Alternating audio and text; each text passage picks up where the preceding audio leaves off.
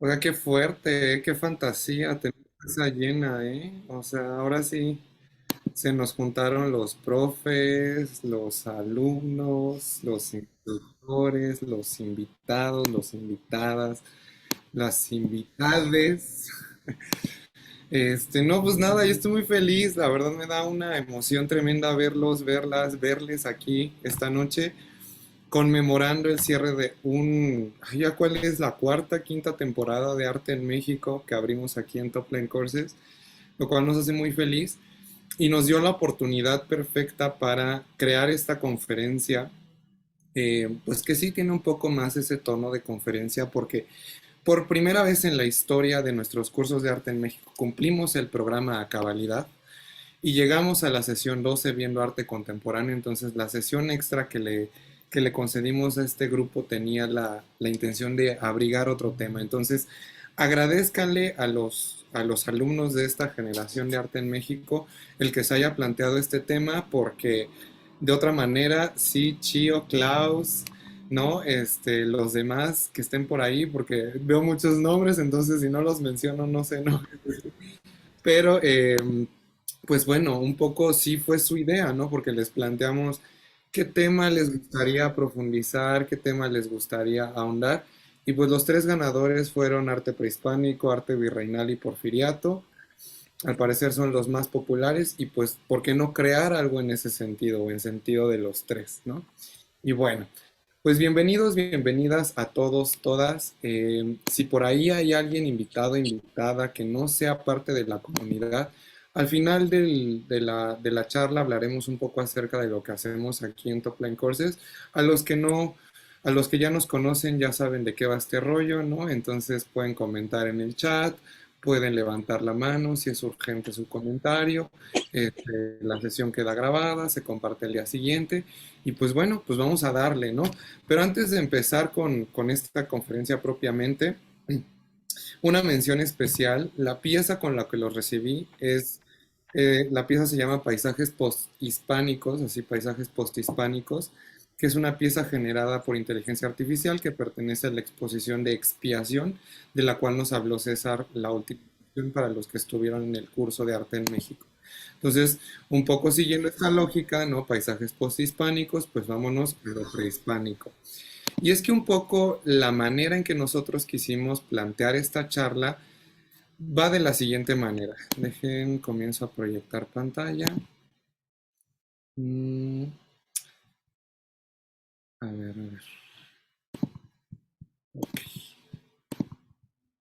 Bueno, entonces un poco de lo que va es el legado, que no me gusta mucho esa palabra, el legado, pero ahí está. El legado del arte prehispánico en la evolución del arte virreinal y del porfiriato. Ahí hay dos palabras que me hacen ruido y que no me gustan y voy a empezar por ahí. Las palabras legado y evolución. Si hablamos de un legado es porque quiere decir que hubo algo que le dio origen o algo que estuvo ahí primero y que típicamente pensamos, bueno, en este caso el arte prehispánico. Pero hablar de arte prehispánico, y lo saben muy bien los que recién terminan su curso de arte en México, es virtualmente imposible porque no podemos acceder a la manera que ellos tenían de entender lo que era arte en estricto sentido, porque arte, el concepto que nosotros tenemos de arte es una cosa muy occidental, una invención casi moderna, ¿no? Y hablar de la evolución también es como hablar en un sentido de progreso. Y yo me preguntaría qué tanto hemos progresado o creo que tanto hemos avanzado en términos de estricto sentido hacia algo mejor en el arte. Yo creo que en el caso del arte, a diferencia de la filosofía, los que desecharon los últimos minutos de la clase de filosofía, ahí no podemos hablar tanto de evolución en términos de que no necesariamente lo que viene después es mejor o implica un progreso. Sí, algo diferente, pero no necesariamente algo mejor. Pero bueno, el hilo conductor de esta charla tiene que ver con eso, con el legado de lo prehispánico dentro del contexto virreinal, bueno, dentro de primero iniciando por lo prehispánico, ¿no? Haciendo una pequeña parada en lo virreinal y avanzando hacia el porfiriato. Voy a tratar de hacer esto breve, pero los que ya me conocen saben que a mí si algo se me da ese rollero, entonces trataré de hacerlo lo más lúdico y rápido posible. Si me está comiendo el tiempo, pues ahí me dice. Pero bueno, quería comenzar por una cosa que va a ser fundamental para entender la historia del arte en México y es la tradición mural que existe en la historia del arte en México. Eso sí, traté de poner puras cosas nuevas para todos los que ya tomaron el curso de arte en México, también se lleven una sorpresa, cosas que no vimos en sus cursos. Y algo que no vimos, o al menos no con tanto detenimiento, son los murales que hay en el sitio arqueológico de Cacaxtla. Y hablar de los sitios arqueológicos es también hablar de sus historias de excavación y descubrimiento. Y déjenme les cuento rápidamente que en 1975 los habitantes del poblado de San Miguel del Milagro, ahí en el municipio de Nativitas en Tlaxcala, encontraron por accidente mientras labraban la tierra parte de una pintura mural que plasmaba el rostro de lo que hoy denominamos como el hombre pájaro. Notifican este hallazgo al párroco de la comunidad y eventualmente esto llega a oídos de Lina y pues es entonces que hacia los 70s, 80s se inicia la excavación del gran sitio arqueológico de Cacaxtla. ¿De dónde proviene su nombre? De Cacaxtli, que hace referencia a una canasta que se llevaba sobre la espalda para transportar mercancías y que típicamente asociamos con los comerciantes. El nombre que se le dio fue que un poco la conclusión que se hizo a partir de la excavación del sitio arqueológico y de los hallazgos ahí encontrados, nos permiten indicar que Cacaxtla fue un importante centro comercial en Mesoamérica que mantuvo muy importante relación con otras regiones. Y es que aunque insistimos mucho en el curso de arte en México en que Mesoamérica o todo el pasado prehispánico no era una unidad contenida que pudiéramos entender de la misma manera y que todos los prehispánicos hacían sacrificios y pintaban cosas así y se ponían taparrabos y adoraban el sol y la luna, a lo mejor sí, pero no todos eran iguales, o sea, había diferencias importantes. Pero lo que sí sabemos de Cacaxtla es más lo que no sabemos que lo que sí sabemos, pero lo que sí sabemos es que fue poblada por grupos olmecas xicalancas que llegaron al sur para asentarse en la región del Valle Poblano de Tlaxcala, del Altiplano Central, y este sitio tuvo su esplendor hacia el año 600 o 900 después de Cristo, después de la caída de Teotihuacán.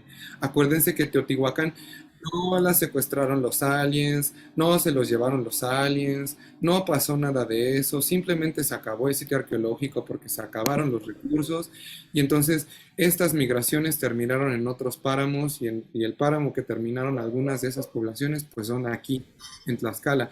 Pero lo interesante es toda la influencia que podemos nosotros ver aquí de otras culturas. Vemos desde glifos que nos remiten a los olmecas hasta este color típico que es el color azul maya, ¿no? O así se le conoce en historia del arte, ¿no? El azul maya. Y es que esto nos da el indicio o nos permite deducir que en esta región habitaron pobladores de muchas regiones distintas de Mesoamérica. Acuérdense que estos grandes centros ceremoniales como Teotihuacán, Cacaxtla, Tula, etcétera, estuvieron habitados y ocupados por diferentes poblaciones en distintos momentos de su historia y no se los podemos atribuir solamente a una sola cultura. ¿Ok?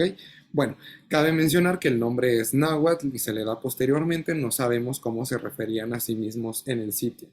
En términos de los materiales, predominan para el uso de los murales 5 tonos: el rojo óxido, el amarillo ocre, el azul maya, el negro de humo y el blanco de cal, ¿no? Todos los pigmentos son de procedencia local, a excepción del azul maya, que tiene una trayectoria interesante porque es este pigmento particular que se producía no exclusivamente, pero sí con mayor preponderancia en la zona de la península de Yucatán y hacia el centro y hacia la zona de Centroamérica, y que pues de alguna manera termina en Cacaxtla regalándonos estos bellos murales. Bueno, son considerados como los murales quizá los más importantes o mejor conservados del periodo clásico mesoamericano, y es que empecé por los murales de Cacaxtla porque quiero que entendamos la importancia que va a tener la tradición de los murales para toda la historia del arte en México. Hay murales en la época prehispánica, hay murales en los conventos de la época virreinal, murales franciscanos sobre todo, que van a tener la función de adoctrinar y una misión evangelizadora. Va a haber murales Quizá ya no tanto en el siglo XIX, pero sí va a haber muchos murales hacia el siglo XX ya con toda esta cosa del muralismo. Entonces, pareciera que los mexicanos en términos de historia del arte tenemos una suerte de fascinación peculiar con con los murales, que desde ese entonces pues ya traíamos como esta tradición. Pero bueno, espacios relevantes o espacios importantes que mencionarles acerca de de este sitio arqueológico de Cacaxtla es el Templo de Venus, donde se encuentran las pinturas murales más antiguas de Cacaxtla, ¿no? Y estos murales que nos representan a un sacerdote y una sacerdotisa con piel azul. Creo que si traigo una foto por ahí. No, no la traigo, pero bueno, la pueden buscar o se las mando de rato. Eh, que tienen glifos asociados a Venus en la cintura. Sí, se los voy a mandar porque está muy padre. También está el mural de la batalla. Este mural, por ejemplo, nos alude a una cuestión mítica relacionada con el maíz, ¿no? Pero lo interesante o que vamos a rescatar de esta imagen tiene que ver con la mezcla de estilos y temas y la influencia de diferentes culturas. Porque además de que todos los sitios arqueológicos, por razones obvias, nos van a dar información muy importante sobre la vida cotidiana, la religión y la política de la cultura que habitó en ese momento, también nos dan información de los intercambios, de las dificultades o de lo que ellos consideraban relevante. Y en este sentido, también retomé a los tlaxcalas porque mi siguiente imagen es esta, que es la conocida Catedral de Tlaxcala, pero antes de hablar acerca de la Catedral de Tlaxcala, quiero hacerle justicia al pueblo de donde es mi papá, ¿no? Tlaxcala, y quitarles este estigma de traidores. ¿Traidores de quién? O sea, yo pregúntome yo, ¿traidores de quién? A ver, los mexicas eran unos hijos de Azurre, complete la frase, ¿no? Porque tenían a todo el mundo sometido a tributos y demás, y eran canijos, eran canijillos, porque los mexicas y los toltecas fueron las únicas culturas beligerantes, deliberadamente beligerantes y conquistadoras de la antigüedad prehispánica. Si bien los demás tenían guerreros y demás, la mayoría de las culturas vivían en paz, entre comillas, ¿no? O sea, sí se peleaban y obviamente había problemas, pero los mexicas sí traían esta onda de vamos a conquistar, un poco como el imperio, por eso se habla del imperio mexica también, ¿no? Entonces, en ese sentido, yo no me atrevería, ¿no? Como un humanista, como alguien que le gustan y estudia estas cuestiones, a juzgar a los tlaxcaltecas o a medirlos con esta vara de traidores porque no traicionaron a nadie. Sus enemigos eran los mexicas. Y si ellos vieron la oportunidad de alguna manera de zafarse de ese yugo, lo que no sabían ellos o no contaban ellos era que lo que se venía era mucho peor. Pero bueno, ellos no sabían eso. Pero un poco pues dijeron, pues aquí vemos una suerte de salida, pues hay que hacer algo, ¿no? Y de hecho hay pintura y cosas muy interesantes que rescatan estas cuestiones. Y una de esas es el convento de la Iglesia de la Asunción o el ex convento de la Asunción o ahora Catedral de Tlaxcala, del cual tenemos aquí una bonita vista del campanario desde la capilla abierta de la Catedral de Tlaxcala, o como les decía yo, también el ex convento de Nuestra Señora de la Asunción. Acuérdense los que estuvieron en el curso de arte en México, la llegada de las órdenes mendicantes hacia 1524, los franciscanos, cómo traen esta escuela evangelizadora, toda la onda de la conquista espiritual y demás. Y es que los primeros conventos, lógicamente, se van a ubicar en la cuenca del Valle de México, en Texcoco, en Tlaxcala, en Huejotzingo. Por eso de ahí datan las iglesias y los lugares, bueno, sobre todo los conventos más antiguos. Las iglesias no, las primeras iglesias están en Veracruz y regadas por otros lugares, pero sí al menos los primeros conventos propiamente dichos, ¿no? Pero bueno, Julián Garcés llega a Tlaxcala en 1527 y toma posesión del monasterio franciscano y erige por primera vez la pequeña iglesia de la Asunción que después se va a convertir en la parroquia o la catedral de la Asunción. ¿Ok? Pero bueno, este se comienza a construir en el siglo XVI. Acuérdense que lo que vemos no es tal cual lo que estaba en el siglo XVI porque estas construcciones sufren muchísimas modificaciones a lo largo de su historia, pero sí recuerden los elementos arquitectónicos importantes como de la arquitectura conventual, como las arcadas de ingreso, las bardas atriales, la fachada principal, este, las capillas posas, aquí la capilla abierta, ¿no? Acuérdense que esta capilla abierta cumplía la función de estar afuera con esta cosa adoctrinante y evangelizadora, ¿no? Y de repente también para hacer bautizos masivos y demás. Entonces, muchas de estas estructuras conventuales van a tener estas capillas abiertas, ¿no? Pero bueno, hoy por hoy es el Museo Regional de Tlaxcala, ¿no? ¿Y qué rescatamos de esta bonita construcción? Bueno, el estilo, para empezar, si bien es austero, como bien lo marcaba la arquitectura conventual del siglo XVI, porque acuérdense que para esta época la tasa moderada o la traza arquitectónica de todos estos lugares venía desde España y tenía que cumplir con ciertas características, pues no se podían exceder muchísimo en las decoraciones y demás. Si de repente a estas construcciones conventuales les encontramos torres, campanarios, retablos, posteriores del siglo XVIII y demás es porque precisamente son adiciones posteriores. Originalmente la tasa era moderada, es decir, que tenía que tener la idea del claustro, la idea del convento, del monasterio, pues dependiendo, ¿no?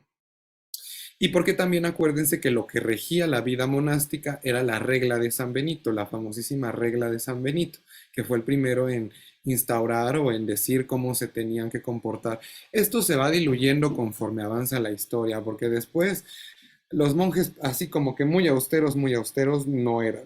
Pero bueno, ¿qué otra cosa rescatamos? Bueno, tiene muy bonitos detalles en términos de los altares, ¿no? El altar, aquí está el altar de la Virgen de la Antigua en el interior de la catedral. Este techo artesonado que nos sugiere una influencia mudéjar. Acuérdense que es muy común encontrar, sobre todo en las artes decorativas, influencia mudéjar, porque en la península ibérica estuvo ocupada por musulmanes. Aquí este retablo salomónico del siglo XVII que se añadió de manera posterior, y eso los alumnos de arte en México lo saben bien, porque saben que los retablos dorados de madera no eran del siglo XVI, o si lo eran, privilegiaban la pintura al óleo antes que la escultura, y aquí encontramos escultura y pintura. Y además una columna salomónica que nos ilustra que este es un retablo del siglo XVII. ¿Ok? Bueno. Pero por qué les traje esto? Dicen, esto no es clase de arte virreinal, no que era arte prehispánico, es que ahí les va. Eh, si Tlaxcala fue uno de los primeros lugares en desarrollar esta arquitectura conventual de manera sistemática, como se planteaba la misión evangelizadora de, de aquella época, vamos a tener aquí también las primeras muestras de este arte que vamos a conocer como el arte tequitqui. Tequitqui escrito con Q, así como suena tequitqui, que se refiere, que es un término que acuña un historiador del arte muy importante para México, cuyo nombre no recuerdo ahorita, ¿no? Pero que tiene un libro que es muy famoso, que es Cornucopia de México, algo así. Después les paso el dato. Pero lo importante del tequitqui es que nos habla de este mestizaje, de esta mezcla de estilos.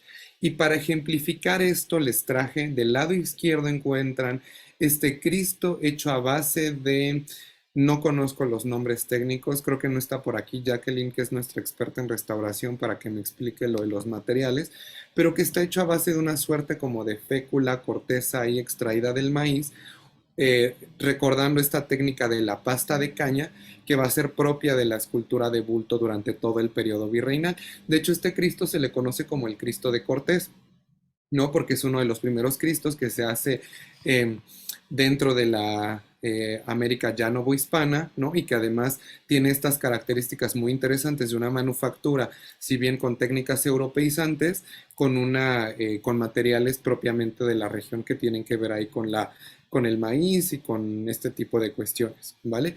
Y del lado derecho encontramos esta pintura que ilustra muy bien este espíritu transformador de conquista espiritual, y tenemos aquí el bautizo de los tres señores de Tlaxcala, ¿no? De este lado está el sacerdote, de este lado está Cortés, aquí esta imagen que ya asociamos como la del Espíritu Santo, y esta imagen se encuentra, si mal no recuerdo, en uno de los retablos de la Catedral de la Asunción ahí en Tlaxcala. Entonces, quiero que empecemos a notar estas uniones o esta fusión entre eh, el arte europeo o las técnicas europeas con cuestiones propiamente prehispánicas. Yo sé que aquí no es tan evidente, porque si ustedes ven esto, dicen, bueno, pues esto es un Cristo, es europeo, ¿no? Pero lo siguiente les va a volar un poco la cabeza, o al menos a mí me la voló, perdón. Esta pila bautismal se encuentra en la parroquia de San José en Tlaxcala y tiene una imagen con un relieve de Camaxtli. Y Camaxtli es nada más y nada menos que esta deidad de la mitología azteca, que es este dios protector de los cazadores y de los guerreros, al cual se le atribuía la capacidad de conceder éxito en la caza y la guerra, ¿no? Entonces es muy interesante y no tan frecuente debido al paso del tiempo encontrarnos con estas imágenes que deliberadamente combinan un aspecto propiamente precolombino, prehispánico, con algo, con una indumentaria propiamente europea. Esto es una pila bautismal, sirve para bautizar gente, pero tiene este ídolo o así se les conocía, ¿no? Este ídolo en la parte de abajo. Entonces, vean que no todo fue una destrucción y un arrasar, ¿no? Y aunque fue una destrucción y un arrasar también, vamos a encontrar en pilas bautismales, en cruces atriales, en otro tipo de elementos, rasgos de estas técnicas prehispánicas que nos recuerdan a las estelas mayas, a las estelas olmecas. Pero bueno, antes de hablar más de escultura y de técnica escultórica en la época prehispánica, quiero rescatar la historia de los tres niños mártires de Tlaxcala que nos compartió también una alumna del curso de arte sacro, ella está en arte sacro, ¿no? Que nos eligió una parroquia justamente de Tlaxcala y nos habló un poco de la leyenda de estos tres niños mártires. Y es que esto también ilustra muy bien qué estaba pasando por la cabeza de los conquistadores, ¿no? Por un lado estaba la conquista militar y por otro lado la conquista espiritual. Para esto hay que recordar que dentro de la tradición católica, la figura del mártir va a ser fundamental o va a ser súper importante. Tan así que hay un martirologio y hay toda una serie de iconografía, pinturas, etcétera, que se producen alrededor de los mártires porque son ejemplos de vida, ¿no? Sobre todo durante la época de la persecución de los cristianos, en los primeros siglos de la cristiandad, etcétera.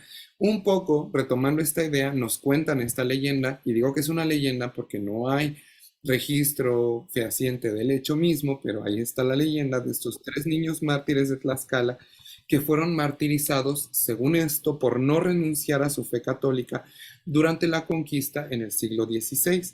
Los nombres de los niños eran Cristóbal, Antonio y Juan y fueron bautizados por frailes franciscanos que acompañaron a Cortés en su expedición. Según la historia, o según lo que nos cuentan, los niños se negaron a participar en una ceremonia religiosa pagana en honor a Tlaloc o a otra deidad, digo, eso es irrelevante, pero en honor a una deidad pagana, ¿no? Hasta que los sacerdotes indígenas los acusan de blasfemia y herejía. Blasfemia y herejía son términos modernos, términos religiosos, ¿no? Pero sirven para ilustrar esta cuestión, ¿no?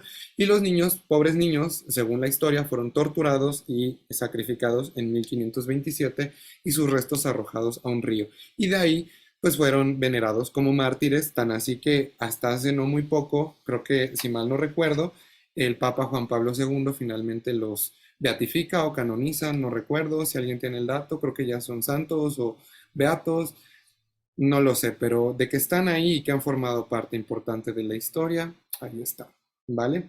Y bueno,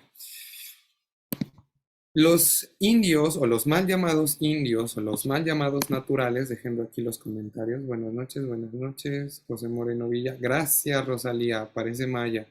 Súper. Sí, gracias, Rosalía, te lo agradezco mucho. José Moreno Villa es quien acuña el término de tequitqui y quien nos regala este libro.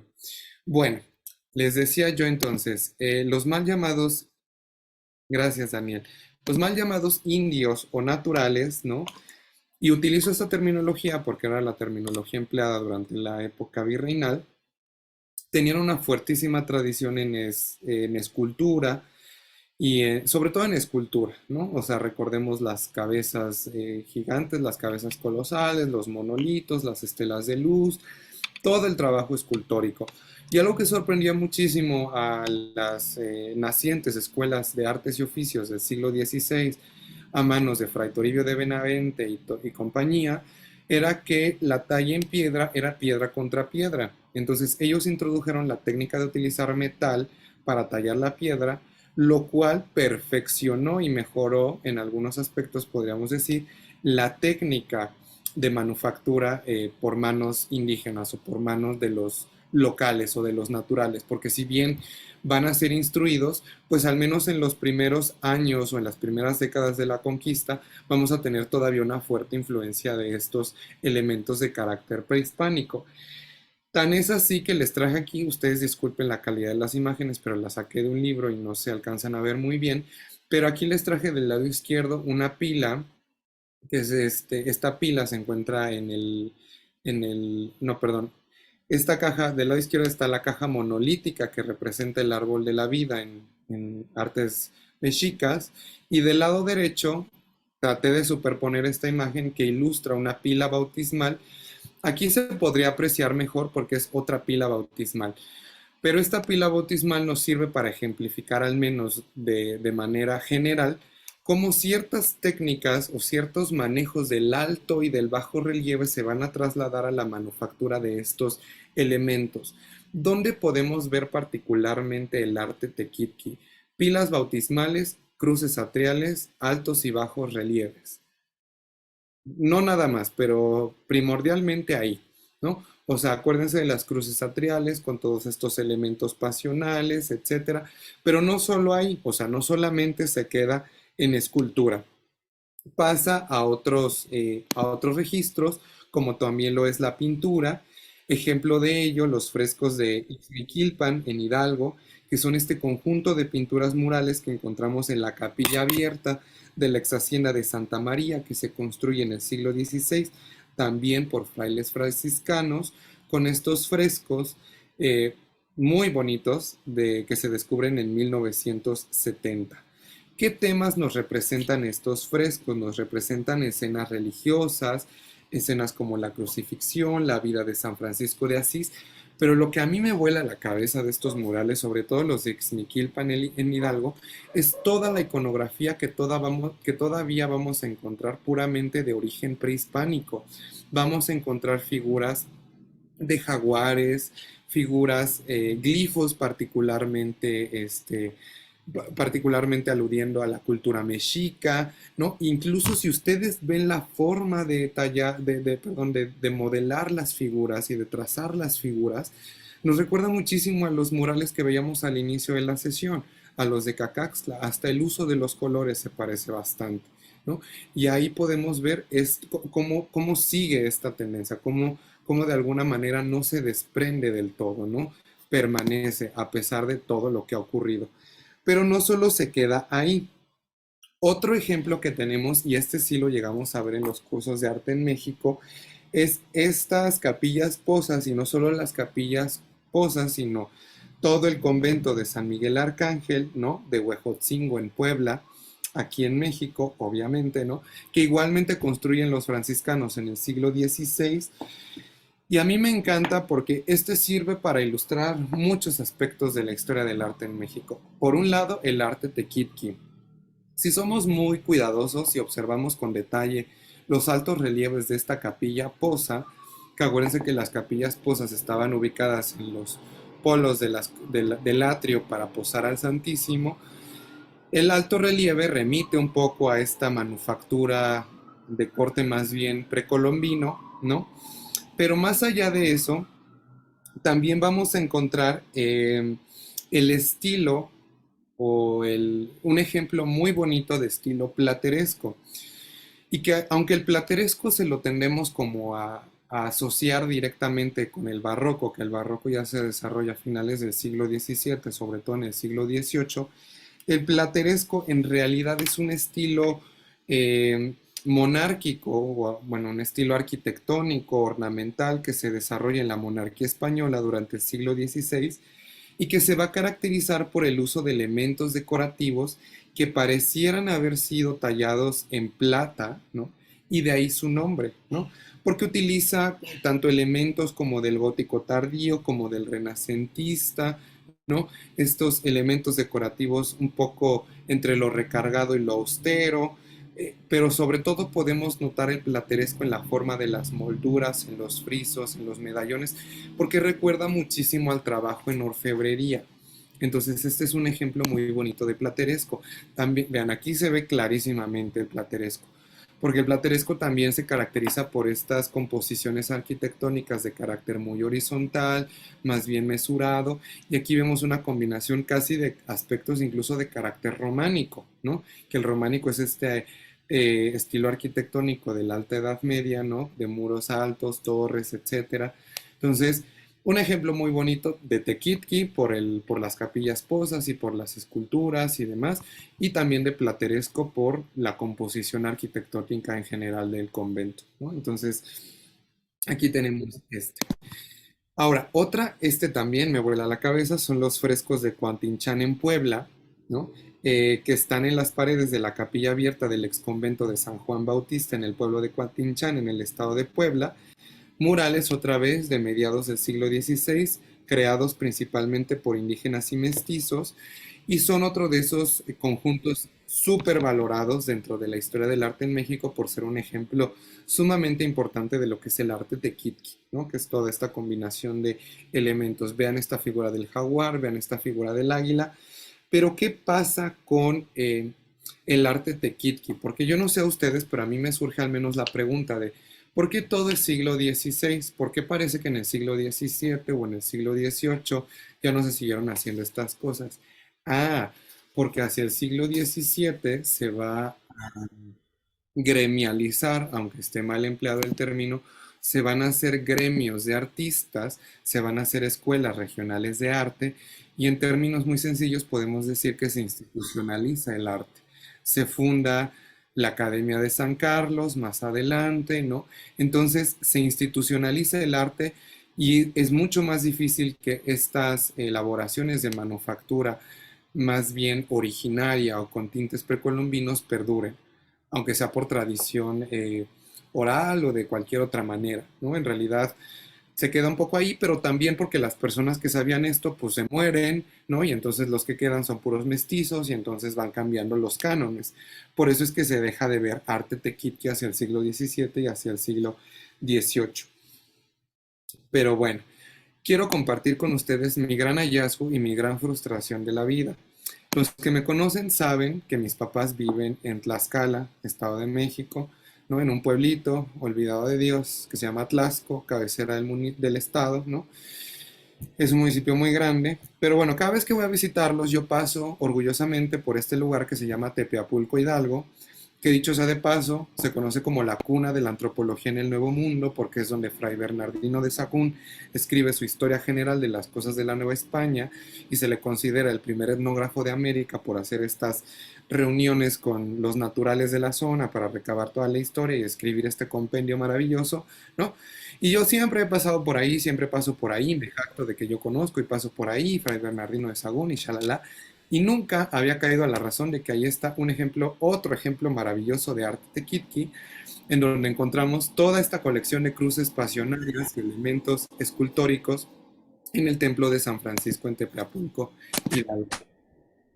En Tlaxco se come rico, Rosa. Sí, en Tlaxco se come muy rico. ¿A poco sí? Ay, no, no es cierto. Sí, seguro. No, sí, sí se come rico. Pero bueno, ¿por qué encontramos elementos importantes? Bueno, vamos con los elementos formales primero. Am, este templo data del siglo XVI también, aunque sufre muchas modificaciones hacia el siglo XVII. Originalmente también es de la orden franciscana. Su estilo arquitectónico es de transición del gótico al renacimiento. Tiene una bonita fachada de cantera con algunos acabados en cantera rosa y demás. Pero lo que rescatamos son toda su colección de cruces pasionarias. Acuérdense que las cruces pasionarias son estos elementos escultóricos que bien pueden ser cruces atriales que estaban en los atrios o pueden ser cruces que estaban en hornacinas, como una que veremos aquí más adelante, como esta, ¿no? Que se encuentra como en un nicho o hornacina, ¿no? Y que tienen la intención de recordar elementos de la pasión de Cristo. Y si a mí no me dicen que del lado derecho yo estoy viendo el descendimiento de cruz de la Cristo, yo pensaría que estoy viendo a Quetzalcóatl convertirse en serpiente o una cosa así. O sea, vean el tallado y vean la forma en que están hechas las figuras. Al menos yo de vista, a mí me recuerda mucho a esto, o se me parece mucho a esto. No, no me parece una talla que trate de emular eh, algo completamente doctrinal cristiano, ¿no? O sea, como que tiene elementos paganos. Pero los que estuvieron en arte sacro saben que los elementos paganos brillan por su presencia en todas las cruces pasionarias o cruces atriales. Si no, los invito a que si son curiosos, busquen las cruces monumentales de la cultura celta durante la Baja Edad Media, que son estas cruces gigantescas de metros y metros de altura, que tienen muchos elementos de origen celta. Entonces esto tampoco es nuevo, ¿no? O sea, si bien tienen elementos de la pasión de Cristo, los estigmas, los clavos, la imagen del descendimiento de la cruz, etcétera, la manufactura o la talla tiene características más bien prehispánicas, ¿no? Entonces, mi tarea y su tarea es visitar este lugar o visitar cualquier otro que tengan cerca porque pueden tener un gran hallazgo como el que yo tuve el día que planeé esta clase, ¿no? Pero bueno, voy a dejar la leyenda de los soles para más adelante. Yo siempre posponiendo la leyenda de los soles, pero es que me parece más importante retomar algunas cuestiones sobre las cuales quiero avanzar antes de retomar esto de la leyenda de los soles. Ya los que les queden ganas, nos quedamos al after para escuchar la leyenda de los soles, pero no quiero reiterar tanto para los invitados. Pero bueno, solo quizá aclararles, eso sí, para los que no se vayan a quedar, que esta imagen del famosísimo calendario azteca ni es un calendario, para empezar, es una piedra solar y hay muchas evidencias que nos hacen pensar que probablemente era una piedra de sacrificio. Si ustedes la ven por la parte de atrás,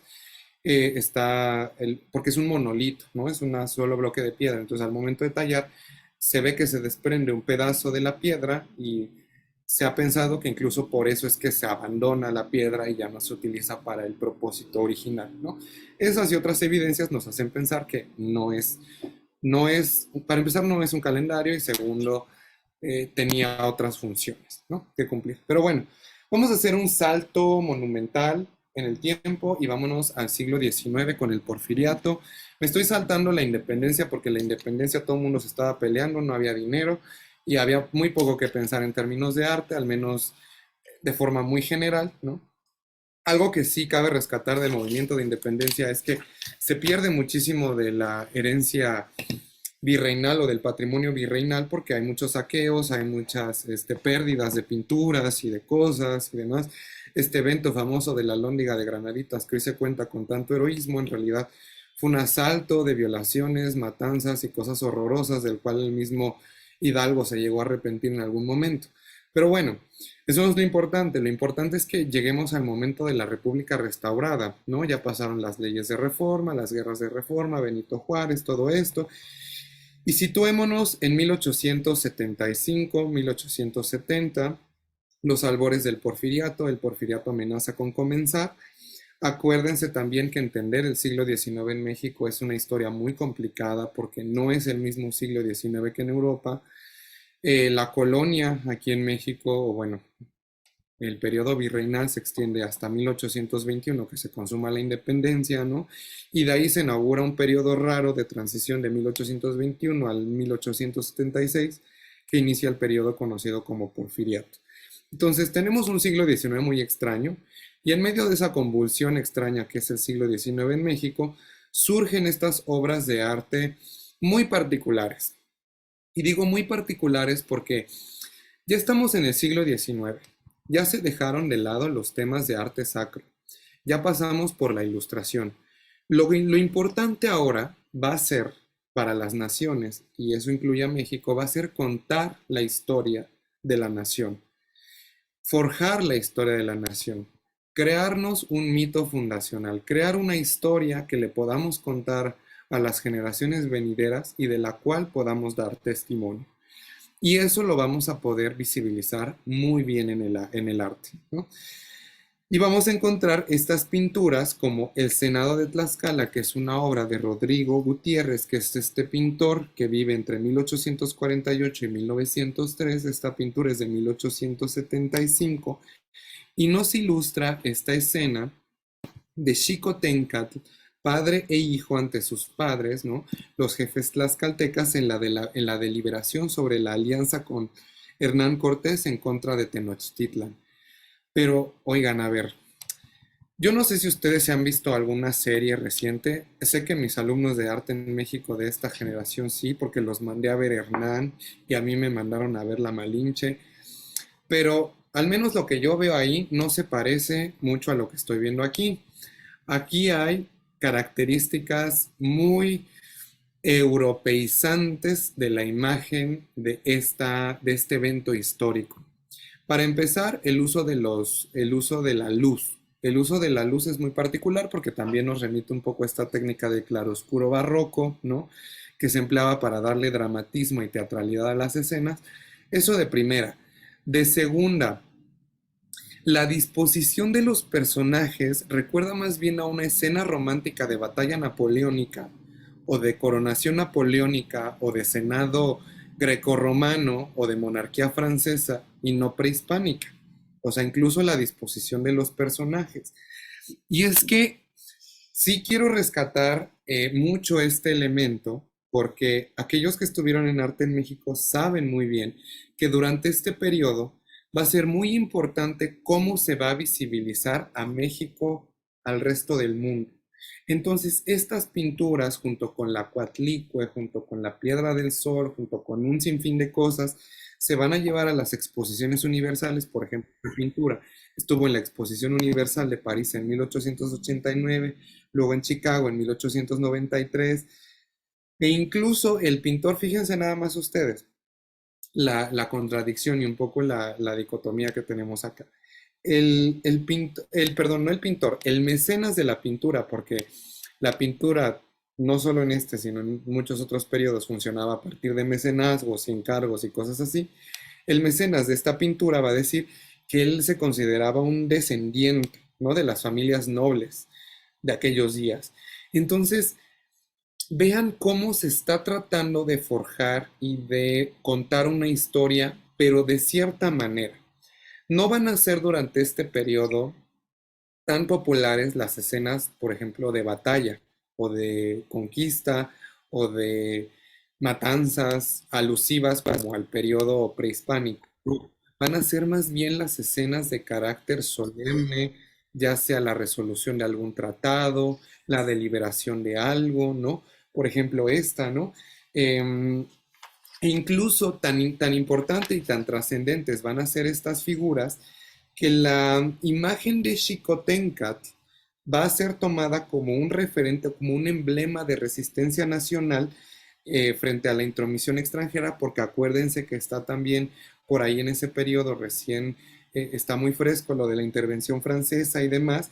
Incluso muchos del Partido Liberal lo van a tomar un poco como su emblema, ¿no? Y también esta pintura del mecenas que le encarga, que si no mal recuerdo es Sánchez Solís, lo que él quería hacer era un museo de antigüedades, porque también es el periodo en el que se empiezan a inventar los museos, ¿no? Y entonces en el museo, en este museo de antigüedades, él quería tener un ídolo como este, una pila bautismal que tuviera la cara de una deidad y esta pintura. Y todo para él tenía sentido y para él era lo mismo. Entonces vean cómo se va fabricando la historia. ¿Y qué es lo importante o qué es lo que yo quiero retomar de lo prehispánico? Aquí no vamos a ver imágenes costumbristas de personajes comunes y corrientes, no. Vamos a ver las imágenes de los grandes mitos de la época prehispánica, Xicoténcatl, Quetzalcóatl, Moctezuma, etcétera. Y los vamos a ver europeizados, blanqueados y con una composición o una disposición formal muy académica, académica clásica europea. Eso es lo que quiero rescatar. Bueno, ¿qué más vamos a tener de este periodo? Esta otra que también me gusta, que es la de la, esta es de José María, ay, se me fue ahí, dice, desde, ahí dice ahí, Bueno, bueno, es la fundación de México Tenochtitlan, ¿no? De 1889, pero tiene una, vean cómo tiene una manufactura más o menos similar. El uso de la luz es un evento casi místico, casi importante, bueno, no casi, un evento importante retratado de cierta manera, ¿no? Digamos que de una manera muy romántica. Y no romántica en la acepción simple de la palabra, sino romántica en el sentido amplio de la palabra y siendo consistentes con el periodo. El romanticismo en México pega en forma de nacionalismo. ¿Y qué tipo de nacionalismo vamos a contar? Estas y otras historias importantes, las de la independencia, las de las alegorías, las de las batallas de Porfirio Díaz, etcétera, etcétera. ¿No? O sea, esas son las cosas importantes que hay que contar. Estas son las imágenes que se van a colgar en Palacio Nacional y que se van a llevar a las exposiciones universales a que todo el mundo las vea, ¿no? Pero bueno, la última que yo quiero retomar de este periodo es esta pintura que me encanta. Déjense, aquí está. El descubrimiento del pulque de José María Obregón, que, híjole, esto no puede ilustrar mejor el espíritu particular de esta época respecto a lo prehispánico. Y es que, un poco para ponérselo en términos simples, ¿no? Y muy reduccionistas, porque hay mucho más que decir respecto a esto, pero para que lo cachen rápido, durante este periodo van a agarrar del pasado prehispánico lo que les conviene para contar una historia de grandes hazañas importantes. No van a retomar todo, porque también hay que decirlo, quienes retoman toda esta historia o quienes van a hacer muchísima de esta investigación cuasi académica en términos de antropología y arqueología, pues van a ser personas que vienen de Europa, ¿no? Va a ser un periodo donde también vamos a tener muchos arqueólogos y muchas personas que vienen de Europa a hacer estas excavaciones. Tan así que en 1910 es cuando se inaugura el sitio arqueológico de Teotihuacán, que ya hemos hablado de todas las modificaciones lamentables que sufre, perdón. Pero bueno, en 1869 entonces José Obregón nos regala esta representación del descubrimiento del pulque, que según ciertos autores se va a inspirar en los amores ilícitos de Xochitl y Tecpalcatzi. Es un óleo de gran formato, pero vean la descripción que nos cuenta acá esta cápsula. Amores ilícitos de Xochitl y Tecpalcatzi. Es como de alguna manera, como si en el imaginario de los artistas de la Academia de San Carlos del siglo XIX, bueno, ya no, en ese momento ya no era la Academia de San Carlos, de la Escuela de Bellas Artes del siglo XIX, teniendo frente a ellos los modelos clásicos de pintura, dijeran, ¿de qué manera utilizamos estos modelos clásicos y los aplicamos acá? Pues hay que contar los grandes mitos, ¿no? O sea, así como cuentan los mitos de Apolo y Dafne y los mitos de la Grecia antigua, vamos a contar nosotros los mitos de la antigüedad prehispánica con el toque europeizante, ¿no?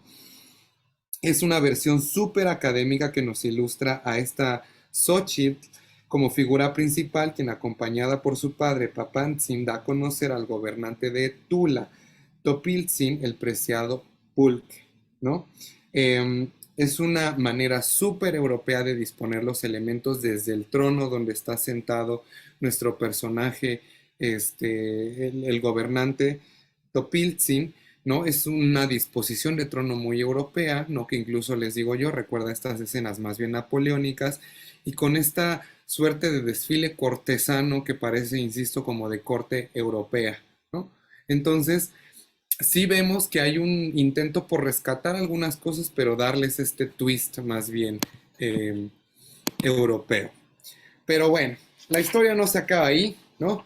Y esto llega también a otros niveles, ¿no? Y es así que les he dicho yo muchas veces, y los que ya fueron en la visita presencial con nosotros en el Palacio de Bellas Artes, esto les va a hacer todo el sentido del mundo, porque escondida en la arquitectura del Palacio de Bellas Artes tenemos desde los altos relieves de guerreros águila y jaguar en la parte de afuera del palacio, en mármol de Carrara. Es que ver eso es impresionante. Si lo piensas, es realmente fascinante pensar que hay un guerrero jaguar y un guerrero águila en mármol de Carrara. O sea, algo más sincrético que eso no me puedo imaginar. Más raro que eso también no me puedo imaginar.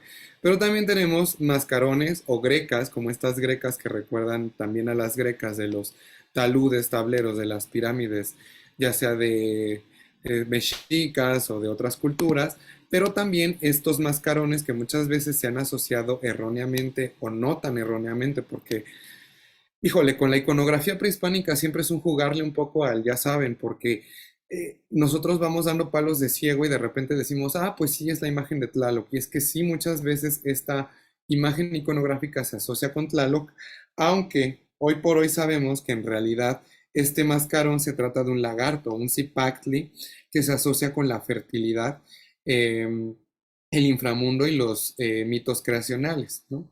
Se encuentran cerca de relieves de la serpiente emplumada en diferentes pirámides, ¿no? Pero bueno, esta es la original, digamos, y esta es la que se encuentra en el Palacio de Bellas Artes. Vayan al Palacio de Bellas Artes, vean la maravillosa arquitectura Art Deco del siglo XIX y van a encontrar estas cosas. Y es, cuando descubres eso, bueno, no sé, ustedes a mí me voló la cabeza porque dije, es Art Deco, una cosa súper europea. Y con estos, con estas características o con estas alusiones prehispánicas es fuerte y es padre ver eso, es padre descubrir eso. Pero bueno, un poco ese era el tenor de la charla, ¿no? Pero bueno, para ir, para no dejarlos con las ganas de ver qué pasa con esta historia, porque a mí no me gusta dejar historias sin contar, ¿qué pasa más adelante? Bueno, sin afán de spoilear el curso de arte en México para los que, si no lo han tomado, se quieran inscribir. Después estalla, sabemos que estalla la Revolución Mexicana, ¿no? Y después de estallar la Revolución Mexicana y tener otro periodo como de 10 años de dificultades convulsas económicas y demás, llega un periodo de reestructuración hacia la década de los 20 y los 30 que va a dar origen a la tan polémica o tan, sí, tan polémica, bueno, polémica para mí, para la mayoría del mundo no es polémica, pero la corriente del muralismo. Y es que si algo va a rescatar la tradición intelectual de México y América Latina durante la década de los 30, particularmente, en los 30 y en los 40, bueno, aquí en México se queda más tiempo porque este es de los 50, pero de los 30 y los 40 es el indigenismo. Y tenemos grandes figuras en México como José Vasconcelos y todas estas personas que quieren rescatar el pasado prehispánico a un grado enfermizo, incluso de negar bueno, no la existencia, pero sí de cancelar, dirían los chavos, de cancelar toda la tradición virreinal y quedarse con la esencia, porque lo que quieren rescatar es que ahí están nuestras raíces y ahí es donde debemos poner el acento.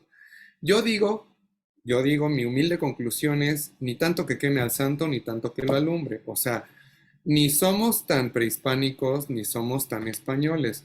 Somos, diría Carlos Fuentes y otros grandes intelectuales que han estudiado eso, somos como el hijo bastardo producto de esa cosa extraña que fue la conquista, ¿no? O sea, porque yo de prehispánico tengo lo mismo que tenía Cortés de prehispánico, o sea, nada, ¿no? Entonces, hay que ver cómo dialoga nuestro pasado con nuestro presente y es como una cosa bien extraña ahí de tradición. Pero bueno, para ir cerrando un poco esta charla, les traje este mural, que es uno de los murales que está en Palacio de Bellas Artes, que lleva a cabo Siqueiros entre 1950 y 1951, y forma parte de los dos murales dedicados a Cuauhtémoc, que yo estoy cometiendo aquí un poco un error, porque estos murales deben apreciarse como una misma pieza. Es un díptico que nos integra una narración sobre la conquista de México, ¿no? Y en esta imagen en particular tenemos al señor de Tlacopan en actitud suplicante frente a Cuauhtémoc, ¿no? Que le están quemando los pies y después está este rostro indígena que nos puede hacer referencia como a la Malinche, ¿no? Ahí en actitud un poco suplicante. Y después tenemos estos como guardias, ¿no? Con estas armaduras que hacen alusión obviamente al español. Y este lobo, y es que una tradición iconográfica rara, interesante, es que qué figuras se van a asociar con el conquistador o con la tradición española. Una de ellas primero va a ser la pobre estatua del caballito de Carlos que está en la Plaza Manuel Tolsá y en el Museo Nacional de Arte, que durante tantos años estuvo escondida y la mancillaron y la... ¿Por qué no? O sea, no, ¿cómo vamos a tener el pasado colonial aquí, ¿no? Entonces la pobre la tuvieron ahí arrumada, ¿no? Eso por un lado, entonces esas figuras se asociaban mucho con lo y se mantuvieron alejadas por mucho tiempo. Después, ya en la época de la independencia, durante el siglo XIX, la figura que se va a asociar es la del león. Entonces vamos a encontrar estas representaciones alegóricas de una patria, una mujer como alegoría de la patria, pisando un león, aludiendo a España, o unas cadenas aludiendo a los 3 siglos de la conquista, como las que tiene la columna de la victoria de la independencia, ¿no? Entonces, aquí en este caso tenemos al lobo, pero es interesante porque en la segunda parte del díptico nos regala a este centauro, que es esta criatura mitológica de la antigüedad grecolatina, ¿no? Que igual asociamos con el conquistador. Y tenemos a esta figura, esta parte del díptico o este otro mural se llama Apoteosis de Cuauhtémoc. La apoteosis es la glorificación o ensalzamiento de una persona por parte de alguien. Entonces, es un poco glorificar a Cuauhtémoc con armadura, porque es un poco como mandar este mensaje contrario, ¿sabes? Como decir, el conquistador conquistado, vaya, ¿no? O sea, ya dejamos atrás eso, vamos a conquistar nosotros y lo que impera va a ser el pasado indígena, prehispánico. Entonces el mensaje aquí es muy fuerte, ¿no? O sea, en ese sentido. Y estos y otros muchas cosas se van a repetir a lo largo de toda la tradición del muralismo mexicano, ¿no? Lo vamos a ver súper presente en todos los temas que van a retomar estos grandes señores, Siqueiros, Rivera y compañía, ¿no? Toda la escuela mexicana de pintura. No mis favoritos, pero pues ahí está, ¿no? O sea, es parte de la tradición pictórica y de la historia del arte.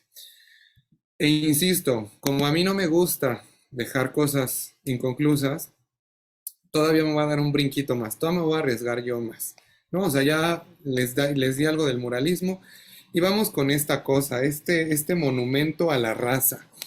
El monumento a la raza es este conjunto escultórico que se lleva a cabo en la década de los 40 en un estilo, ya para este entonces ya no se le conoce a este estilo como indigenista, sino más bien se le empieza, bueno, depende del autor, pero muchos le van a llamar ya más bien neoindigenista, en donde ya deliberadamente se van a retomar elementos propiamente prehispánicos. No es como en la modesta Fuente de la Libertad, en donde encontramos unas sencillas grecas, no. Aquí es hacer tal cual una pirámide, talud, tablero, con este orden arquitectónico prehispánico clásico, coronando todo este conjunto escultórico con esta águila devorando una serpiente que iba a estar nada más y nada menos que en el Congreso de la Unión que iba a ser Porfirio Díaz antes de que estallara la revolución. Esta águila en realidad estaba coronando el que ahora es el Monumento a la Revolución, porque el Monumento a la Revolución iba a ser el Congreso de la Unión, esta gran obra arquitectónica que nunca vio la luz porque estalló la revolución.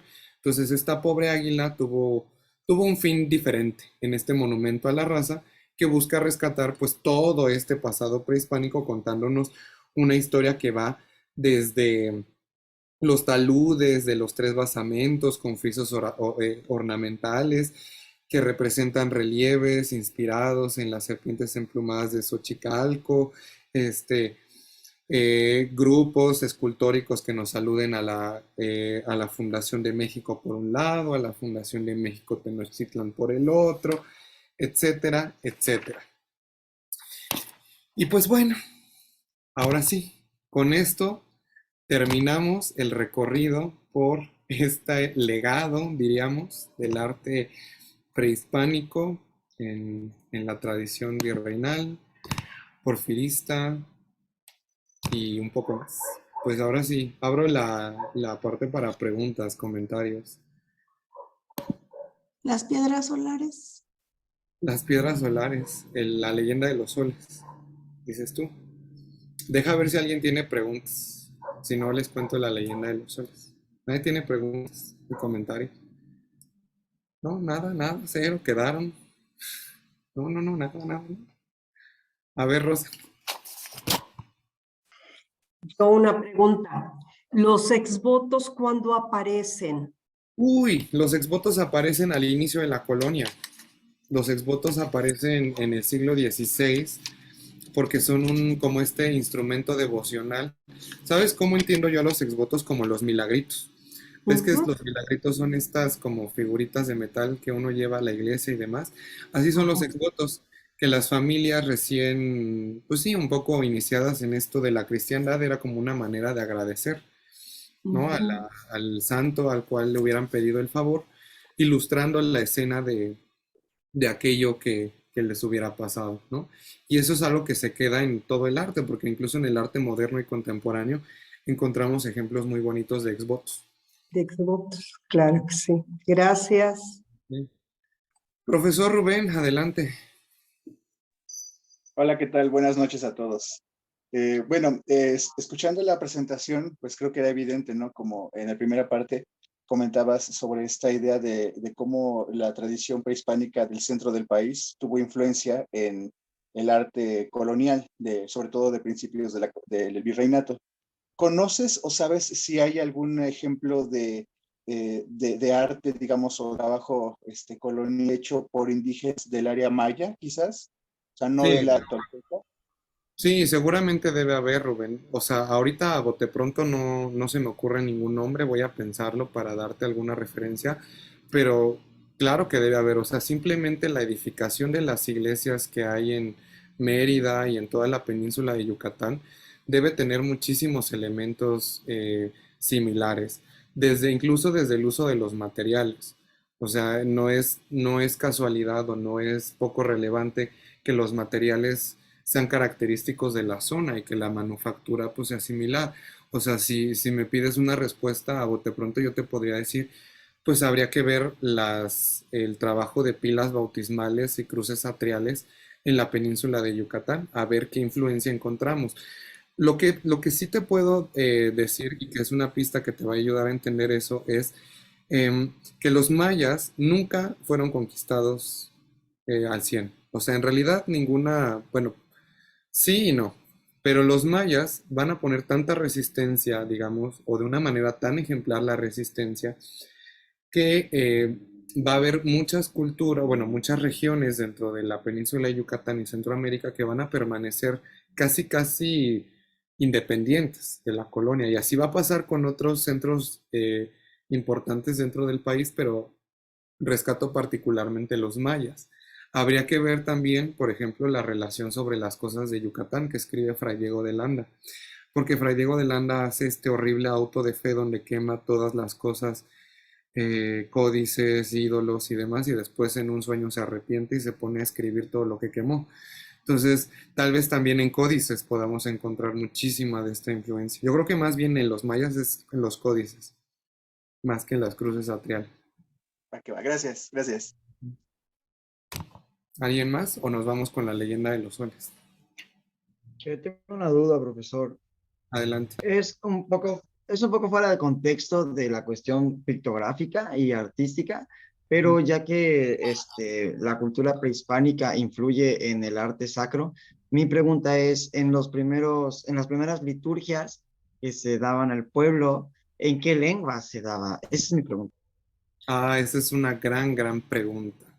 Mira, doctrinalmente, litúrgicamente, no es hasta el siglo XX que las misas se empiezan a dar oficialmente en la lengua propia de cada región. O Ok. sea, aquí durante el siglo XIX todavía las misas se daban en latín. E incluso yo te puedo dar ejemplos de abuelitos, bisabuelitos que todavía tomaron misas en latín y con el padre de espaldas. Pero a Respaldo. nivel, ajá, pero a nivel de doctrina, o sea, a nivel de adoctrinamiento, en las escuelas de artes y oficios donde se adoctrinaba se les daba el catecismo, pues, a los naturales, existía siempre estas figuras de traducción. Entonces, estaba el fray, ¿no? Se te va a poner ejemplo Motolinía, ¿no? Fray Toribio de Benavente, que solamente hablaba español, pero tenía a su lado alguien que hablaba náhuatl y que hablaba maya. Y como ya había exploradores que habían aprendido maya y náhuatl, entonces era como un teléfono descompuesto. era ir pasar la información de una lengua a otra para que finalmente terminara en la lengua destino. Pero lo que va a ser fundamental, más que la palabra o más que la lengua, va a ser la imagen. Por eso tanto mural, por eso en las capillas abiertas, por eso las representaciones del Via Crucis, por ejemplo, por eso las pastorelas, porque, a ver, yo no tengo, yo lo que quiero es convertirlo al cristianismo rápido, bonito e indoloro, o sea, de la manera más rápida posible. Y de aquí a que aprendo náhuatl, lo que aprendo maya, o a que él aprenda español, nos vamos a tardar mucho tiempo. Entonces vamos a jugar al teatro, vamos a hacer representaciones del Via Crucis, de las pastorelas, de la Natividad, y así es como se enseñaba a los naturales, a través de representaciones, a través de la imagen. Y las misas se seguían dando en latín, y los naturales se persinaban aunque no entendieran nada. Sí, un poco mi pregunta es precisamente por la segunda cuestión que planteas, porque así como en el medievo, que el arte sacro, ya que no tenemos la imprenta, ¿no? Y el texto no puede repartirse entre el pueblo, pues estas imágenes artísticas son, tienen un mensaje bíblico, ¿no? Un mensaje religioso y eso, y ritual, digo, aparte del ritual, pues, ¿no? Entonces, mi idea es esta, ¿no? De que, entonces, si, bueno, dices, la liturgia se da en latín, pero hay traductores, pero los murales, como tienen estos elementos prehispánicos, yo me pregunto, porque si te has dado cuenta, bueno, te has dado cuenta, ¿ves? En filosofía griega, digamos, vemos esta cuestión de que, digamos, de los, por, por ejemplo, en las fiestas dionisíacas, del momento del paroxismo y esto, de cómo hay un individuo que es que digamos, que viene la catarsis, pues, ¿no? Como este caso de Jesús, si tú estudias el texto bíblico, hay versículos donde hablan de un ciclo de violencia mimética, ¿no? Que el momento paroxístico es como canalizan la energía en una catarsis hacia un individuo, un chivo expiatorio, ¿no? Yo me imagino, porque hay divinidades que se pasan al cristianismo, Claro. como esta de Tonatzin y la Virgen de Guadalupe, ¿no? Ujú. Pues Quetzalcóatl, que es una divinidad para los Sí. aztecas, para los mayas, tiene alguna, o sea, los puede llegar, esa es mi pregunta, Claro. puede llegar a ser un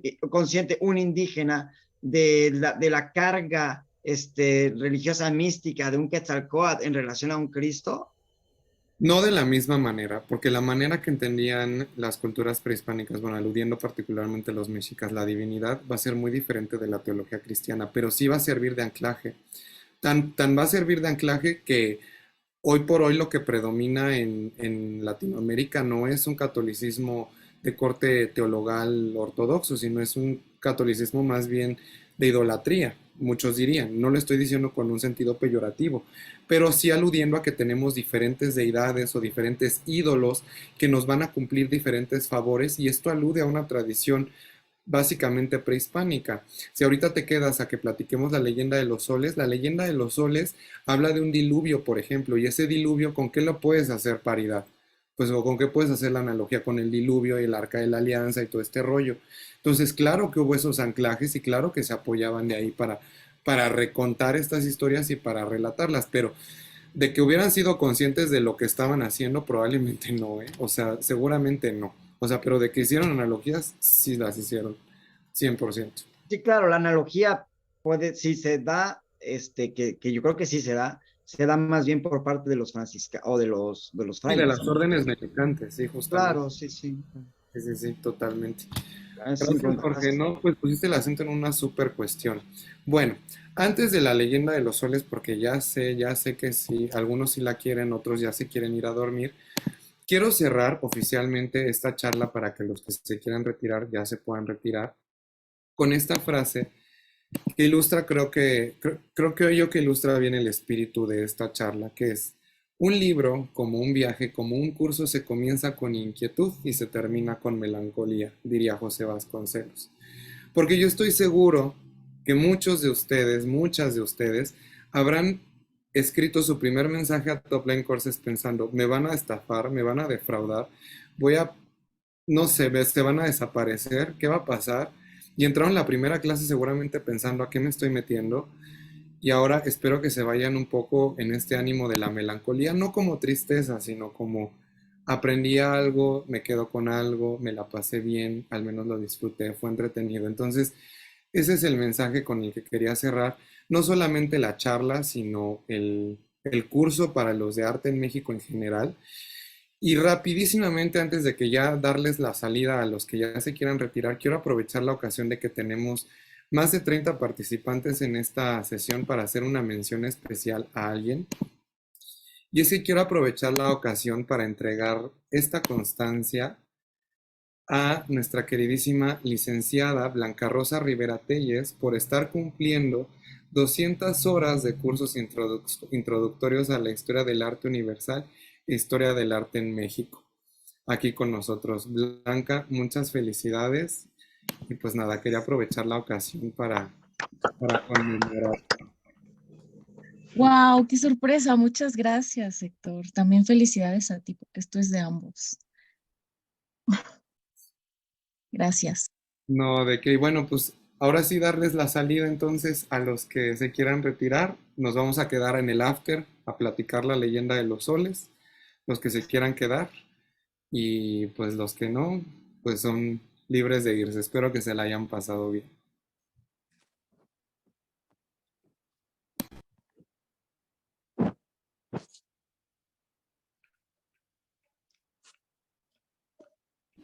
Tenemos algunos mensajes por ahí. Ay, Chío, Chío, adelante, dinos, dinos, dinos. ¿Qué duda tienes? Rocío, Rocío tenía una duda.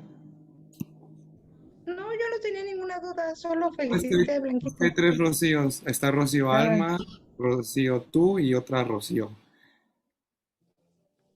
Sí, buenas noches. ¿Sí me escuchó? Te escuchamos. Bueno, tengo una pregunta. ¿Qué tanta importancia se le da al arte prehispánico dentro del diseño conforme fue avanzando en México? Uy, del diseño. Tú ya hablas del diseño ya después de la posguerra, ya de la Bauhaus y todo esto, ¿verdad? Híjole, mira, yo creo que esa pregunta te la va a contestar mucho mejor César si anda por aquí, pero lo que yo te puedo decir es que ya dentro del arte moderno, en las tendencias después de la década de los 50 y 60, es muy difícil por el diseño per se, porque el diseño es una disciplina que se funda a partir de las artes decorativas, pero que se explica de las artes para fundar, digamos, como proclamarse o fundarse como una disciplina independiente, no vamos a poder ubicar tan fuertemente esta influencia. Yo también me quedo con la duda de si habrá, debe haber algo, o sea, seguramente habrá algo, ¿no? O sea, habrá alguna influencia, habrá alguna cosa. Yo no te sé decir de momento, no sé si a lo mejor César que anda por aquí te pueda decir algo más acerca de eso, pero de que debe haber, debe haber. Más bien me quedo con la pregunta para investigarla. Dice después también, ¿ves? Es que ahora sí nos agarraste en curva para que vean, no sabemos todo, pero de que debe haber algo, ¿no? Ok, muchas gracias.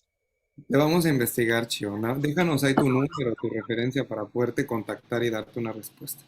Muchas felicidades, Estoy Blanca. estoy en los grupos de WhatsApp, ¿En cuál estás? Recuerda. en la historia del arte, creo que era universal, la historia del arte en México, porque tomé los dos. Ah, súper. Pues mándame entonces un mensajito directo para tenerte ubicado. Ah, ok. Gracias. Dice, sí, sí lo hay, pero aguanten. Bueno, te aguantamos, no te preocupes. Ok, vamos pues con la leyenda de los soles. Quiero que quienes tengan a la mano se traigan una moneda de 10 pesos para hacer esto un poco más interactivo y menos monológico. Si no la tienen, no se preocupen, ahorita les proyecto yo una imagen acá, pero vamos a contar esta historia. Pónganse cómodos, cómodas, que esta es una historia bien interesante. Bueno, déjenme regreso yo a mi diapositiva por acá. A ver, ¿por dónde está? Esto es la leyenda de los soles. La piedra solar. No del lado del águila, sino del lado de la otra cosa, de lo que decimos que es el calendario, que no es el calendario. Allá en esa parte, ahí está esta cosa. Bueno, a ver, es una leyenda muy bonita y como Jorge adelantaba un poco hace rato, eh, va a jugar un papel importante como otros mitos y otras leyendas y otros aspectos de la mitología prehispánica en favor de la religión católica. Y es que aquí encontramos la imagen de lo que típicamente asociamos con la imagen del calendario azteca. ahorita vamos a hablar de los aspectos iconográficos de este calendario, pero vamos a contar la historia de la leyenda, pues, ¿no? Y bueno, esta leyenda del quinto sol o la leyenda de los soles versa de la siguiente manera.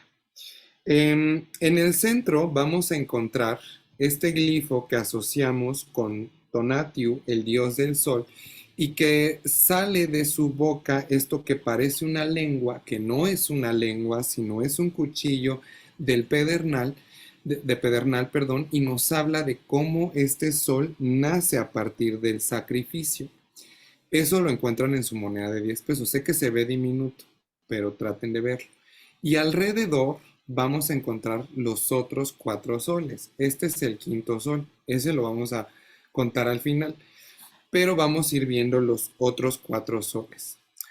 Hace mucho tiempo había una vez en un país muy, muy lejano un sol número 1, que es el sol ocelote o el sol jaguar. Y es que los dioses van a formar una primera civilización hecha de gigantes torpes que van a ser destruidos por Quetzalcóatl y los dioses por torpes y por mensos. Entonces, sí, y destruyen esta civilización para fundar el segundo sol, que es este de acá, que es el sol de viento. Entonces se vuelve a formar la humanidad, ¿no? Pero esta vez los humanos, o bueno, los humanos, pues, son más bien arrogantes, ¿no? Entonces, los dioses otra vez se enojan y soplan sobre la humanidad y los destruyen otra vez esta segunda humanidad. Y entonces llegamos a este tercer glifo, que es el tercer sol o el sol de lluvia, pero no de la lluvia bonita. Y ahorita van a ver por qué.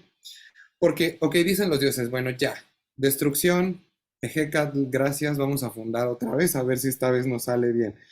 Pero no, esta vez, y ojo con esta narración, esta vez la humanidad va a ser, se va a dedicar a los placeres, se va a dedicar a divertirse, no van a honrar a los dioses. Entonces los dioses se van a enojar otra vez y van a mandar una lluvia de fuego, del cual van a caer cosas del cielo y va a explotar un volcán y fuego. ¿No les suena como Sodoma y Gomorra? Lo digo por aquellos que les interesa la conexión entre la mitología cristiana y la mitología Ujú. y que creen que sobrevive una pareja que pasa al cuarto sol, que es el sol de agua. Fundan otra vez la humanidad, ¿no? Ya después de haberlos destruido, se funda otra vez la humanidad a partir de estas... Perdón, profe, es que no apunté. ¿El tercer sol cómo se llama? Sol de lluvia o lluvia de fuego. Ahorita te paso los nombres específicos. El sol de lluvia de fuego es Nahui-Kiahuitl. Les paso los nombres en náhuatl en el grupo para que no se estresen, pero es el sol lluvia de fuego. ¿Vale? Bueno, Gracias. no, ¿de qué? Jorge, adelante.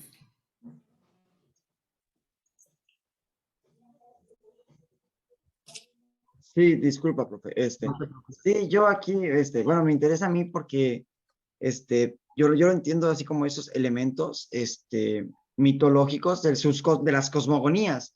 Entonces, la relación, sí, claro, la similitud que tienen las distintas cosmogonías alrededor del mundo, incluso de continentes tan separados que en esta epocalidad no se juntan, me hace pensar que hay una, o sea, pues, porque tiene un pensamiento filosófico, porque es un pensamiento religioso, mitológico, que tiene una idea que aportar de generación tras generación. O sea, esta idea hermética, porque está en el símbolo, está en el símbolo, me parece súper interesante cómo se reparte por todo el mundo en Sí, distintas es que es culturas. fascinante. Claro, claro, sí. Ese es mi comentario. No, es que es fascinante, acabas de dar en el clavo, o sea, estas ideas del diluvio, estas ideas de la lluvia de fuego, o sea, esto es algo presente en muchas cosmogonías, en muchas culturas, y eso es lo fascinante de ver, o sea, ahí nos hace pensar que hay algo, un trasfondo interesante ahí, ¿no?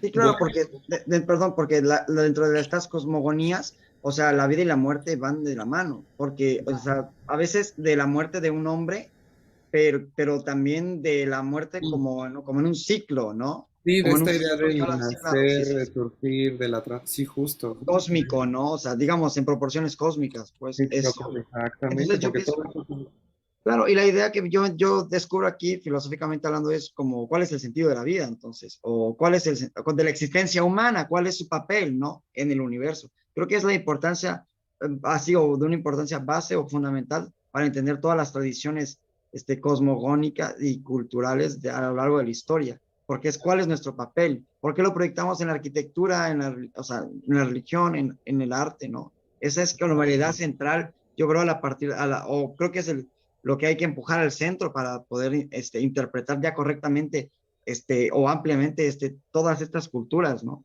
Totalmente, Jorge, totalmente. Muchas gracias. Bueno, después de esa intervención de carácter filosófico, vámonos con el cuarto sol. Y el cuarto sol es este que está acá. Este cuarto sol es el sol de agua y nos habla de que, ok, ya la humanidad, ¿no? Sobrevive y, bueno, se vuelve a crear y demás, y es destruida por un diluvio. Bueno, no dicho de tal manera, pero destruida por el agua, ¿no? Y bueno, ¿qué va a pasar? Se salva, así lo cuenta el mito. Vayan ustedes a saber, digo, también hay que tener cuidado. O sea, recuerden que mucho de esto es tradición oral indirecta, entonces puede que le hayan agregado cosas o quitado cosas. Pero un poco lo que nos ha llegado del mito es que sobrevive una pareja y que de esa pareja, pues bueno, se salva y ahí se empiezan a fundar otras cosas. Pero bueno, los dioses, una vez destruido el cuarto sol, se plantean.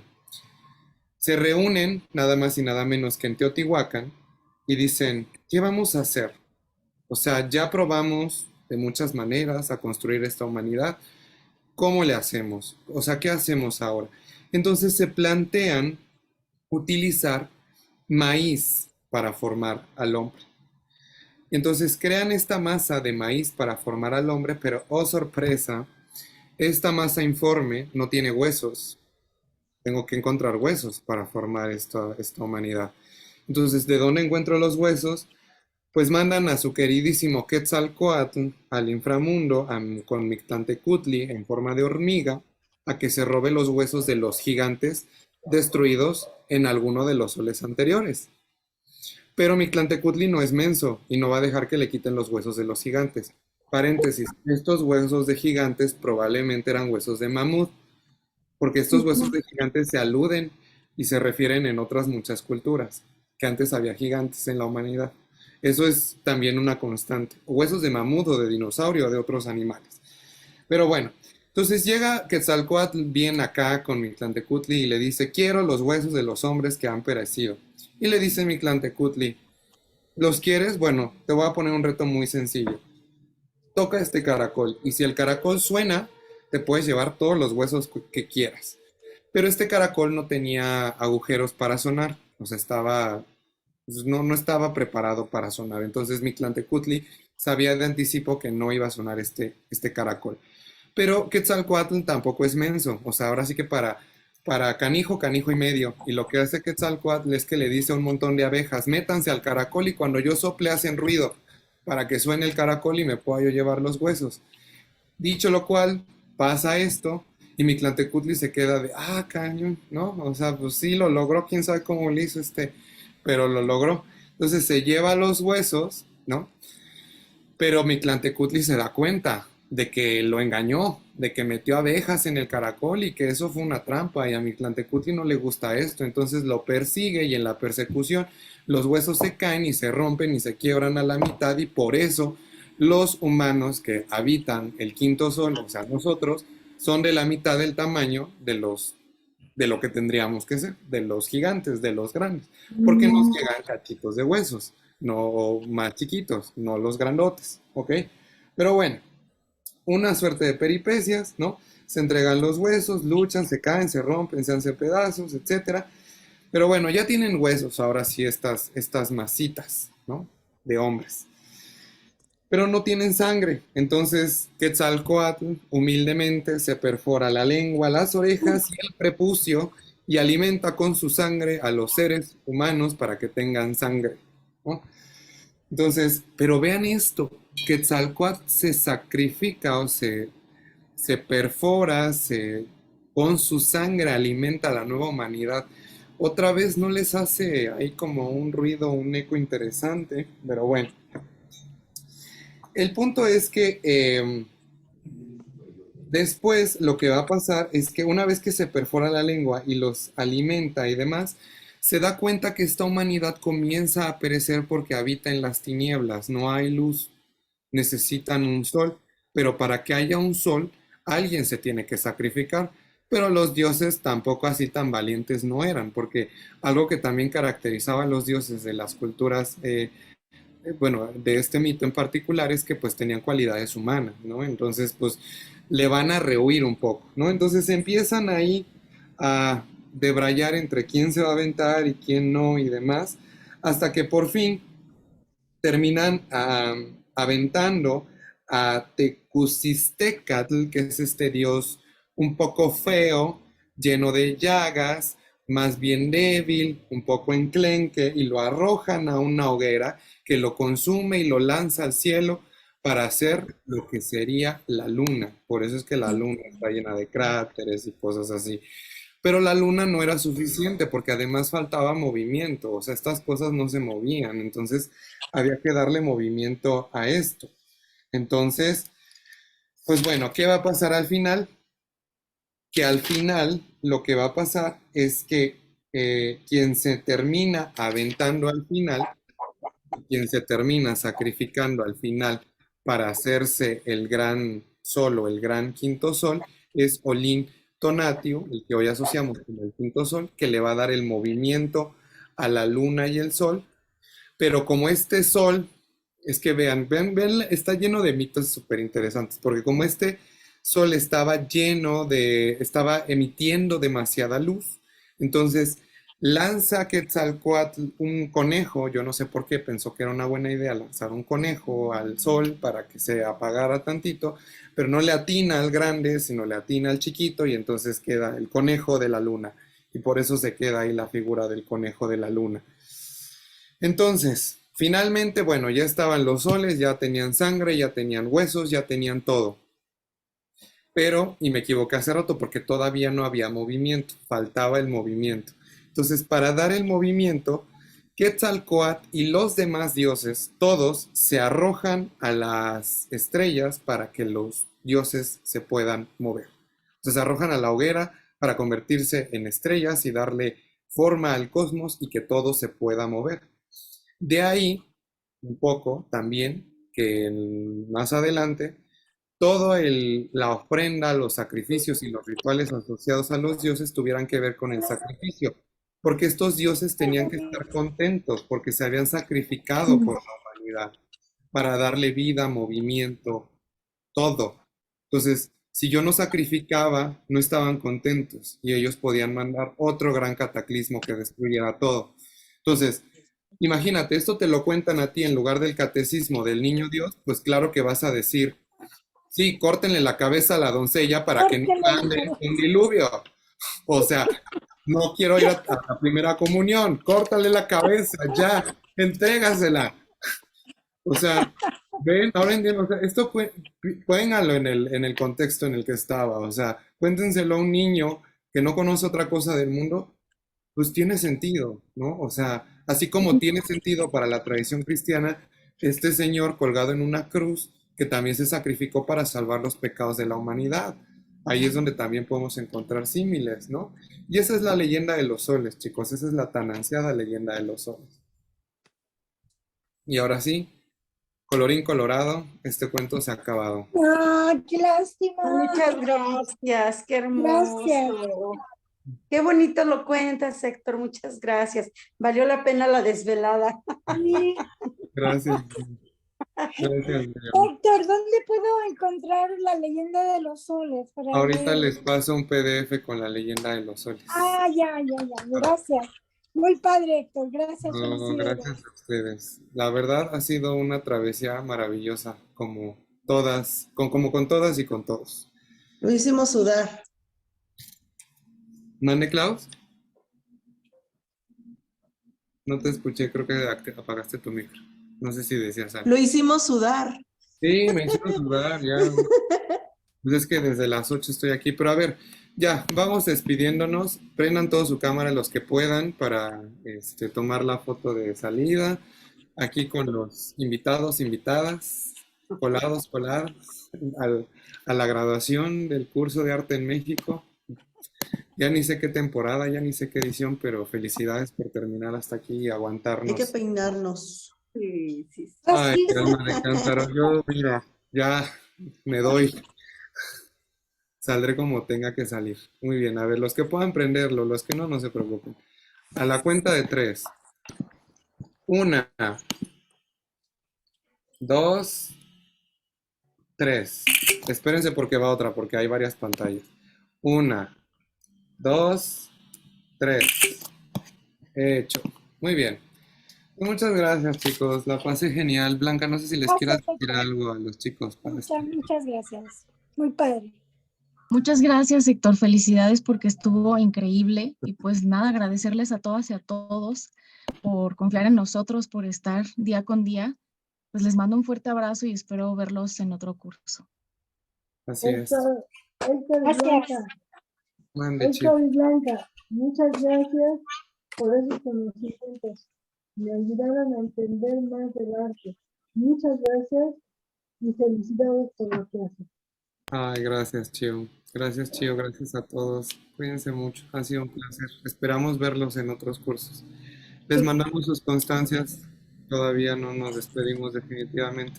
Con sus constancias y les mandamos también el spam de los próximos cursos. Cuídense mucho. Gracias, igualmente. Buenas noches. Bye. Bye. Gracias, feliz día, bendiciones, que descansen. Gracias, Daniel. Feliz. Buenas noches, felicidades a todos. Gracias. Gracias. Nos quedamos esperando la membresía para los siguientes Gracias. cursos. No, ahí va, Grecia. No, no, ya los que ya llevan, ya los No que es son. broma. No, Raúl, Grecia, ya los que ya llevan, ya son aquí de antaño, les Daniel. vamos a dar, Daniel, ya les vamos a dar una credencial para que Ajá, tengan. credencial sí. La verdad es que son cursos de muy alta calidad por muy bajo precio. Qué bueno que me dices. Qué bueno que me dices. Próximo curso de arte en México, como en casa la 12,000 pesos. Ay, no necesito. No, están muy accesibles para la calidad del curso que es y el número de sesiones que ustedes se entregan. Entonces, muy bien. Muchas gracias y pues aquí seguimos al pendiente. Oye, Gracias, Héctor, Felicidades a ambos, profes. habías dicho, Chao. habías dicho que a lo mejor se hacían algunas visitas en Sí. el centro de la ciudad. Sí, les ¿No recomiendo las que no vas se a hacer? salgan les recomiendo que no se salgan del grupo de WhatsApp porque ahí mandamos la convocatoria. La mandamos como con un mes de anticipación para que se registren y contemplar el material que vamos a llevar y todo. Y después hacemos un grupo aparte de la visita para estar en comunicación y que podamos confirmar su asistencia. Ok, gracias. Bueno, Felicidades, gracias. gracias, chicos. Gracias a todos. Buenas noches. Bye.